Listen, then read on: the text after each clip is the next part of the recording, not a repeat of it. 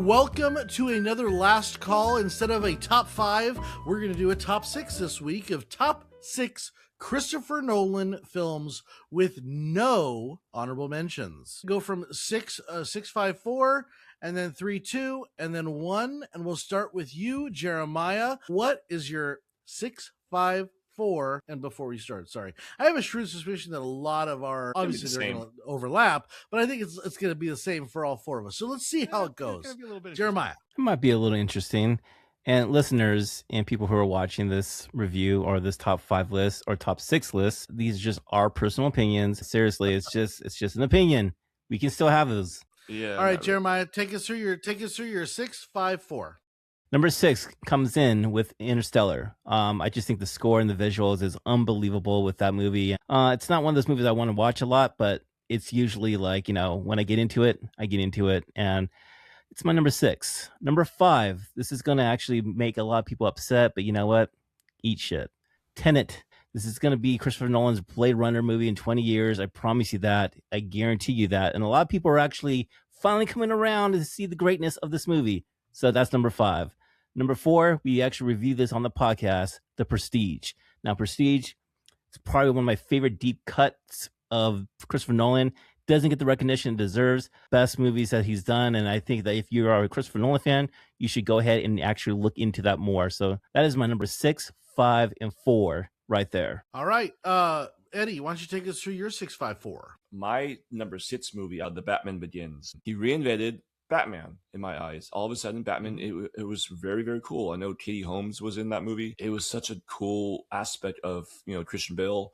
And I enjoyed that movie so much. It was 2005, The Batman Begins. It just like opened up doors. It's like, holy shit. And then the very end, how it ended with like, there's this new guy with the Dark Knight. And it was the Joker card. It was like, oh my God, this is badass. But number 5 for me is Oppenheimer. I feel like it's a narrow case of what you have to go down, and some people just might not be into it. I enjoyed it, but I feel like he has better movies afterwards or before this he created. Oppenheimer is a great movie, but I think it's number 5 on his list personally. Right there with Jeremiah, it's Prestige. I could put it higher, I could put it lower, but I love that movie. It doesn't get enough credit. People forget Christopher Nolan does, and it's one of the greatest magician movies, non-magician movies of all time. That I can watch that movie as much as possible. So Batman Begins, Oppenheimer, and Prestige. All right. Brandon, would you like me to go? And then you can finish us up? I appreciate it. So coming in number 6, a movie nobody has said yet, which is a little surprising. And maybe I'm one of the few people who love this movie, but Dunkirk, I think, is an underrated classic. And once again, these are our favorite movies, not necessarily the best movies, because I think technically Oppenheimer is one of the best movies ever made, but I still think that there are more entertaining movies in my eyes on my list. So Dunkirk comes in at number 6. It's a World War II movie. Tom Hardy is fantastic in it. Kenneth Branagh is a standout. And believe it or not, Harry Styles holds his own. So really quite good. Oh, I forgot Cillian Murphy and frickin' what's his name? Barry's in it. Barry Connigan. Number 5 on my list is Interstellar. This is there just for the soundtrack alone. I think is one of the greatest soundtracks ever made. It's also a very good movie, but Interstellar soundtrack is just freaking out of this world good. So that's my number 5. Number 4 is Oppenheimer, which I think is probably technically his best movie. Happy he won the Academy Award for it. So very exciting to add that to the list. So that's Dunkirk, Interstellar, Oppenheimer, 6, 5, 4. Brandon, take us home. Thank you so much, Mr. Oppenhoster. And so coming in number 6, I am taken after Jeremiah, and we've got Tenet. Okay, I think the Tenet is what I'm talking about. Absolutely. I'm sorry. I've watched that movie 5 times. I can't understand what it's about. I'm sorry. Exactly. It's so good, dude. But you know what? It's so good. Nolan knows what it's about, and that's all that matters. And Robert Pattinson's in it, so he's really good. Tenet is a mind boggler. It is a head scratcher. It is still, I think, one of the best ahead of its time fuck movies ever. So that's going to be my number 6. Number 5 is Memento. I think is absolutely fantastic. It took Memento to show me that Guy Pearce is a good actor. I've never really liked him up until I saw that movie, and then I reevaluated my view of him, and I think that is just one of the most heartbreakingly just fucked up movies in beautiful at the same time. Number 4, I think I'm going to surprise a couple of you, especially you, Ed, but my number 4 is Inception, and I think that it is an absolutely fantastic movie. What? Enjoy watching it, but would I probably put in another one of his in front of it? Yeah, in fact, I'd put in 3 more movies in front of That's Inception. shocking. Yes. That's So Tenet, weird. Memento, I hope you Inception. fall into a dream, into a dream, into a dream one day. Yeah, I mean, is this? It's a badass. Are we in a dream, in a dream, in a dream where zeros might be. exist? I Could think happen. Jeremiah, You guys should be take able to us figure out through. what my top 3 are, though. So Take us through number 3 and number 2 on your list. I mean this in a nice way, listeners. It's not really a bad Christopher Nolan movie. It's just like Sean said it perfectly. Is if you're gonna go watch a Christopher Nolan movie, what's the movie that you're gonna actually just place on? You know, like what is your favorites? Mind you, it's gonna be released before the Odyssey, and so we haven't done a review yet, so we don't know where that's gonna land. Maybe high, maybe low. We don't know. My number 3. You guys already announced this one, and dude, I think it's one of the most craziest, mind-bending fuck of a movie. I mean, it's like watching 2 movies in one, and that's what makes it so good. It's Memento. It put him on the map of everyone's like, hey, who's this dude right here? And I just absolutely love that movie. And I actually rediscovered that movie recently, so it's still kind of fresh in my mind right now. Number 2, this is going to be really shocking. Inception. Is The it scenes- number 1 or is it number 2? And it's number That's 2, number dude. 2. You got to look at it this way, man. It's my favorite Nolan movie. Is it his best movie? It is like the movie that changed my life type of movie? Maybe. The scenes will stay with you forever. That soundtrack is probably one of the best soundtracks of all soundtracks. I love the entire cast, and it's just like a one-of-a-kind film. That movie, I can't think of another movie that actually has that type of vibe that just completely goes from one level to one level, one level. I mean, that scene with Joseph like flying around the whole hallway thing, it's probably one of my favorite scenes of all time. So it's my number 2. And trust me, it was hard to get to that number 2 to number 1. I was going for days on that shit, dude. All right, Eddie. Eddie. I like those movies.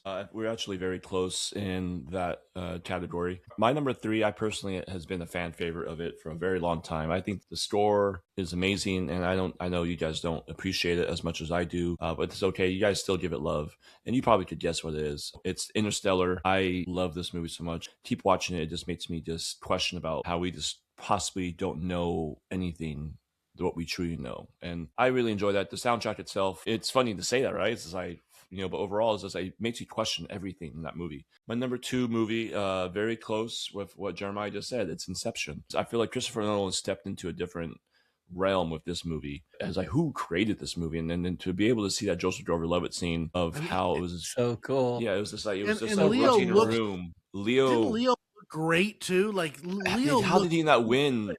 How did he not win something for this? Is like, even all like I practical could have given it effects, to too. 4 different That's what people. we got to think about. Yeah. Tom Hardy was amazing. Joseph Gordon-Levitt. Everyone in this movie was like spot on, and I enjoyed that so much. So those are my 3 and 2.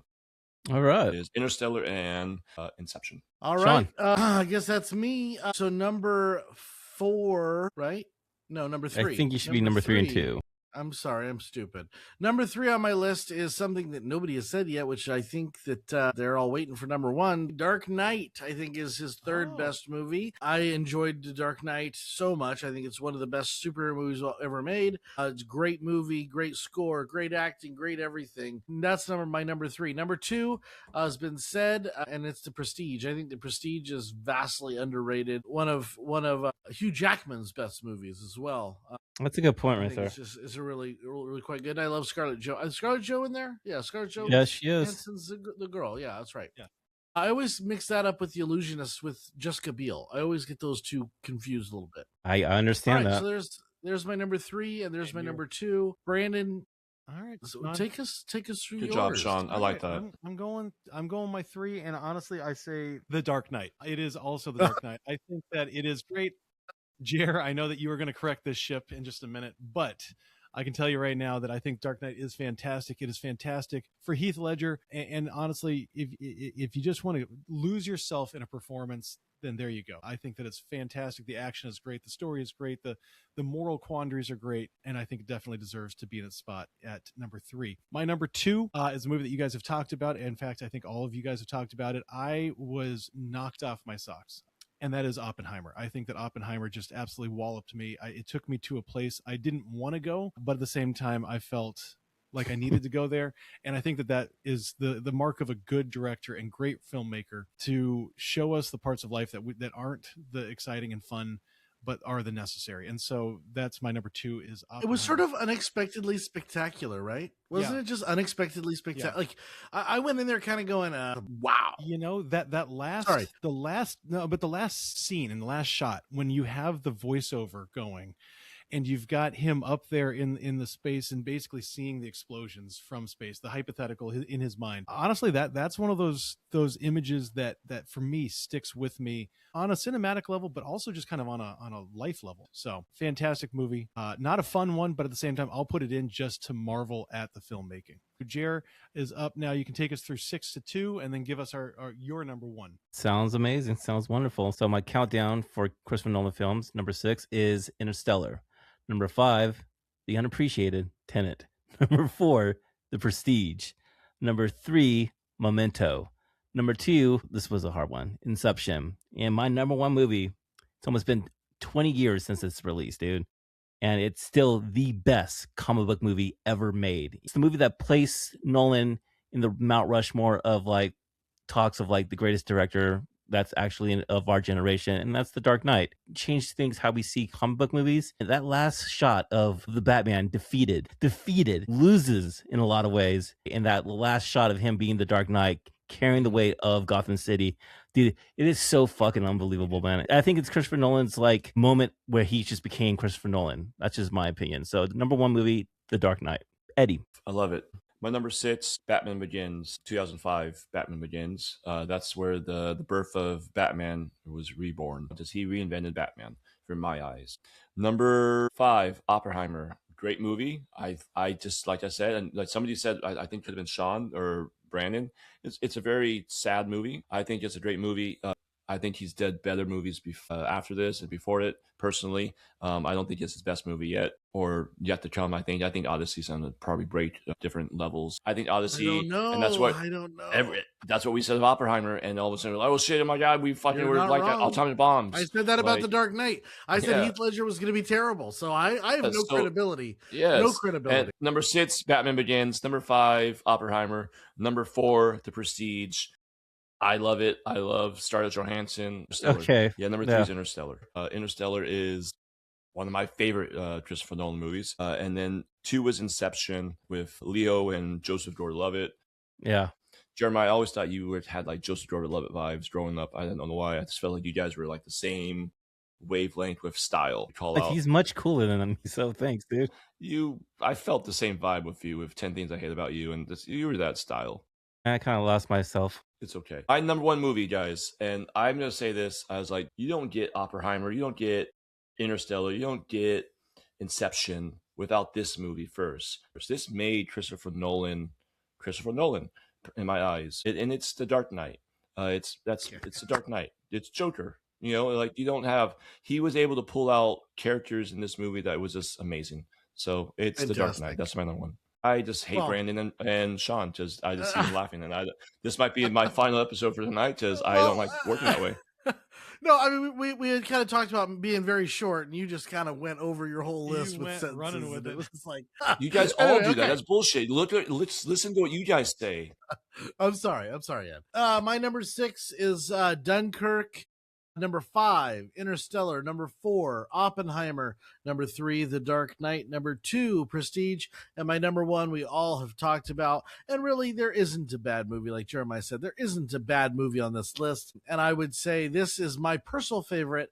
I'm a huge fan of Leo DiCaprio. Huge fan of Tom Hardy in this movie. I thought he could play James Bond after this. Now it's too late. Very sad. And that is Inception. Inception has, I mean, just the quotes and the memes from this movie is enough to make it number 1, but it's my favorite of his. I love The Dark Knight. Everyone talks about The Dark Knight, but I think Inception, as far as an original movie, there's nothing like it. There's nothing like Inception out there, really, or at least done that well. So that's my favorite. Brandon, finish us off. What do you got? You know, I think Tom Hardy would have been a great James Bond. I wasn't part of the James Bond discussion, but fuck, we missed out on that one. That being said, my number 6 is Tenet, which, Jer, you and me are the only ones that put Tenet out there, so I appreciate you holding strong. Number 5, Memento. Number 4, Inception. Number 3, Dark Knight. Number 2, Oppenheimer. And if you know me, you should know what number 1 is. It is the magic movie of magic movies Yeah. is The Prestige. I will Dark go Knight down- Rises. Sorry. I will literally die on this hill that The Prestige is easily one of the best made films that created two of the best performances that you're going to get from two equal leads of Hugh Jackman and Christian Bale, who can do no wrong in my eyes. But listen, from the story to the exposition to the turn, right, where we have this surprise twist of two endings. I mean, it doesn't get better than this. This is what, to me, movies are all about. This is as escapist as I can take, Sean, and it does it brilliantly. So The Prestige is my number one. And I really, talking about all of his movies, it makes me realize that you guys are absolutely right. There is not a bad movie on this list. There are some that I don't necessarily like as much. Dunkirk is one of them. But at the same time, I appreciate the hell out of what he does with that movie. Not to mention incredible performances by people who are not necessarily I think of David Bowie, not necessarily, storied actors, but David Bowie's performance as Tesla was it was earth-shatteringly good. It's so much in The Prestige. It was just wonderful. So Every movie that we were talking about on this list, if it was another director, this would be like their Mount Rushmore, like, yeah, this is the peak right here, How do you do this? I mean, so it's pretty awesome. It's pretty almost like you wander in awe about this dude. So my hat off. There's another element to it that we haven't really talked about with Christopher Nolan in particular, which is his demeanor. He's so calm. He's so level. There's no he's gotten a ton of criticism for Oppenheimer, and for the Odyssey, and he's basically said, okay, yeah, everybody has their opinion. Let's see the movie. And I think that it's such a mature way to approach it. The way he handles actors, the way he deals with people, I think is really quite fabulous. I think he is if you were to put, I love Steven Spielberg, I love George Lucas. Both, George Lucas is notoriously difficult with actors. I think if you're going to paint a picture of a perfect director to work with actors and in Hollywood, it is Christopher Nolan. So there you have it. All right. Tell us what your favorite Christopher Nolans are in the comments below. Also, if we missed something and we're like crazy, let us know. And also, just so you know, we are going to be sitting in theaters and watching the new Odyssey film. We encourage all of you to go to theaters, see it with an audience. I know, Jeremiah, you're seeing it on 70 millimeter.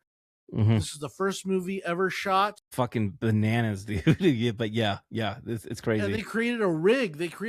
Around the camera so that they could record dialogue at the same time, because that's always the problem, is the dialogue gets drowned out with the sound of the camera. So I'm very much looking forward to this. Yeah. I look at this list and it's like, how can you subvert expectations on a Christopher Nolan movie?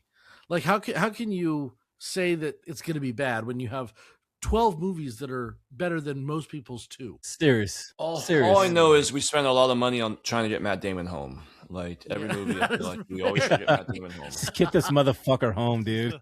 That is very, okay. 3 of us too. That being said, we say cheers. Thank you so much for listening, and we'll see you in the theaters for Oppenheimer.